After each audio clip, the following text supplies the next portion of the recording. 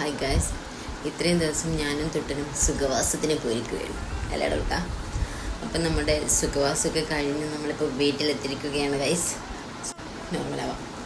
അപ്പം നമ്മ ഇന്ന് വീട്ടിലെത്തി. അപ്പം നമ്മൾ ഏറ്റവും കൂടുതൽ നമ്മളെ തൊട്ടൻ മിസ് ചെയ്ത ഒരാളുണ്ട്.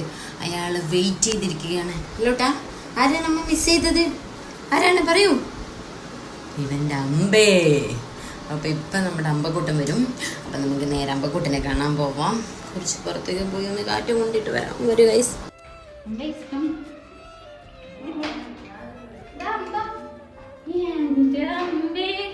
നിന്നെ എത്ര നാളായി ഞാൻ കണ്ടിട്ട്. വിളിക്കേ